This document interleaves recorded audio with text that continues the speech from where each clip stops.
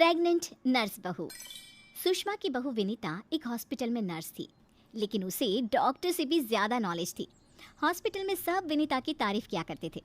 सुषमा का बेटा यानी कि अंकित अपनी बीवी विनीता से बहुत प्यार करता था और उसे अपनी पत्नी की काबिलियत पर बहुत भरोसा था। धीरे धीरे वक्त गुजरता गया और शादी के 8 महीने बाद विनीता प्रेग्नेंट हो गई। मैं बहुत खुश हूँ। मेरा इकलौता बेटा है और अब इसका बच्चा इस दुनिया में आएगा। मैं दादी बन जाऊंगी। दादी मैं बता नहीं सकती मुझे कितना अच्छा लग रहा है। आपको खुश देखकर मैं भी बहुत खुश हूँ माँ। देखो बेटा, वैसे तो विनीता नर्स है, उसे अपने बारे में सब कुछ पता है, लेकिन फिर भी ना आजकल बच्चे पैदा करने में बड़ी परेशानी होने लगी है। उसे कहना कि वो अपना अच्छे से ख्याल रखे। अरे माँ, आप है ना, आपके रहते हमें चिंता करने की क्या जरूरत है। मैं तो अपनी बहू का बहुत अच्छे से ख्याल रखने वाली हूँ। उसे अच्छे से खिलाऊंगी पिलाऊंगी, तभी तो मेरा पोता या पोती एकदम हेल्दी पैदा होगा। कुछ दिनों के बाद सुबह के वक्त। अरे विनीता बहू, ये तुम क्या कर रही हो? कुछ भी तो नहीं मम्मी, अपना हेल्थ चेकअप कर रही हूँ। और क्या? लेकिन ये ब्लड प्रेशर की मशीन और ये तुम्हारे हाथ में इंजेक्शन कैसा है? अरे मम्मी जी, मैं अपना ब्लड प्रेशर चेक करके देख रही थी। प्रेग्नेंट होना और ऐसी हालत में ब्लड प्रेशर चेक करना बहुत ज़रूरी होता है। लेकिन बेटा, इन सब कामों के लिए तुम्हें डॉक्टर के पास जाना चाहिए। अपना चेकअप खुद करने की क्या ज़रूरत है? और ये इंजेक्शन किस लिए लाई हो? मम्मी जी, इससे मैं अपना ब्लड सैंपल लूँगी और हॉस्पिटल में जाकर अपना ब्लड चेक करवा लूँगी। अरे ऐसा भी कोई करता है भला? अपने खुद के हाथ से खुद का ब्लड सैंपल भी कोई निकालता है क्या? मम्मी जी, ये मेरा रोज़ का काम है, इसमें क्या है? मैं जब खुद से ये सब कर सकती हूँ तो किसी और से क्यों करवाऊँ? अच्छा ठीक है, जैसा तुम्हें सही लगे। कुछ दिनों के बाद सुषमा अपनी बहू को फिर से इंजेक्शन लगाते हुए देखती है और अंकित भी उस वक्त वहीं पर था। अरे विनीता, ये तुम क्या कर रही हो? तुम प्रेग्नेंट हो, इस तरह खुद को इंजेक्शन लगाने की क्या ज़रूरत है? अब तू ही समझा बेटा। पिछली बार भी अपना ब्लड सैंपल खुद ही कलेक्ट कर रही थी, तब भी मैंने इसे समझाने की कोशिश की थी, लेकिन ये तो मेरी बात सुनती ही नहीं। अरे मम्मी जी, मैंने पहले भी कहा था ना, बड़े हॉस्पिटल में नर्स हूँ मैं, और क्या करना है क्या नहीं मुझे अच्छी तरह पता है। हाँ, लेकिन तुम खुद को इंजेक्शन क्यों लगा रही हो? अरे इंजेक्शन नहीं है, प्रेगनेंसी में कुछ वैक्सीन लगवाने होते हैं, बस वही लगा रही हूँ, और क्या। और फिर एक दिन रात को अचानक विनीता की तबीयत खराब हो जाती है। क्या हुआ विनीता? तुम ठीक तो हो? तुम तो खुद अपना इतना ख्याल रखती हो, तुम्हारी तबीयत कैसे बिगड़ गई? पता नहीं अंकित, ऐसा लग रहा है कि वीकनेस हो रही है, बहुत कमज़ोर सा महसूस कर रही हूँ पिछले कुछ दिनों से। तुमने तो अपना ब्लड सैंपल दिया था ना हॉस्पिटल में, उसकी रिपोर्ट आई या नहीं? कल सुबह ही आ जाएगी, तब सब कुछ पता चल जाएगा। अगले दिन सुबह के वक्त। विनीता, तुम्हारी ब्लड रिपोर्ट तो आ चुकी है। तुम्हारी बॉडी में तो आयरन की बहुत कमी है, देखो तो ज़रा।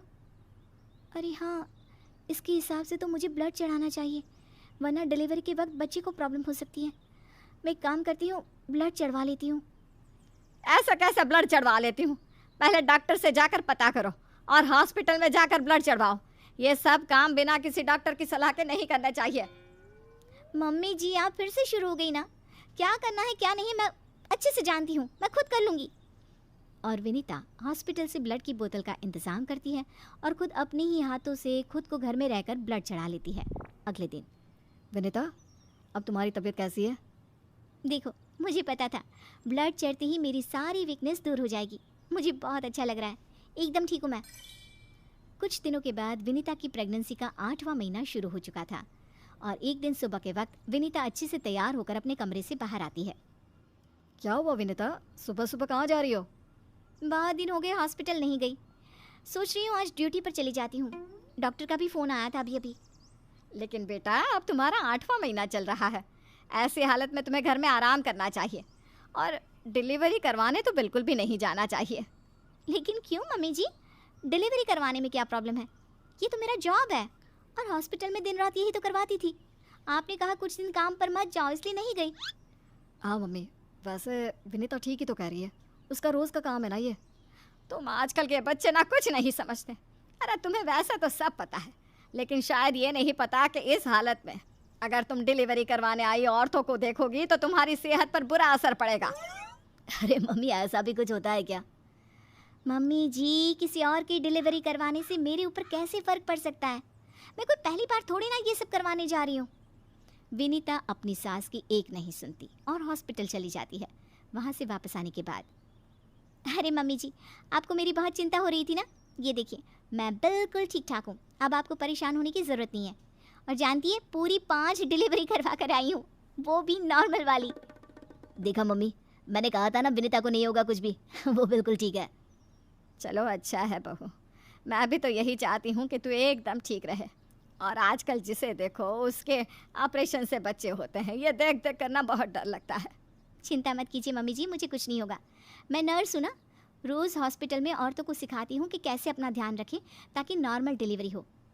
तभी अचानक हॉस्पिटल से डॉक्टर का कॉल आता है। कॉल पर बात करने के बाद, मम्मी जी, एक इमरजेंसी केस आ गया है, मुझे जाना होगा। अरे लेकिन अभी तो आई हो, कैसी डॉक्टर है तुम्हारी? उसे पता नहीं चलता क्या कि तुम प्रेग्नेंट हो? ऐसी हालत में तुम्हें ना बुलाए। अरे नहीं मम्मी जी, डॉक्टर की भी मजबूरी है। कह रही थी काफ़ी सीरियस केस है और हॉस्पिटल में उन्हें किसी दूसरी नर्स पर इतना भरोसा नहीं जितना मुझ पर है। मुझे लगता है कि तुम्हें मना कर देना चाहिए बहू। कुछ नहीं होगा मुझे मम्मी जी, मैं अभी डिलीवरी करवा के आती हूँ। कुछ देर बाद अंकित के पास हॉस्पिटल से फ़ोन आता है। अरे मम्मी, जल्दी हॉस्पिटल चलिए, वहाँ विनीता की तबीयत खराब हो गई है। हे भगवान, सब ठीक करना, मुझे तो पहले ही डर लग रहा था। अंकित और सुषमा हॉस्पिटल पहुँचते हैं। क्या हुआ विनीता को? वो क्या है ना, विनीता एक नॉर्मल डिलीवरी करवा रही थी। केस बहुत ही सीरियस था और उस लेडी को बहुत ज़्यादा प्रॉब्लम हो रही थी।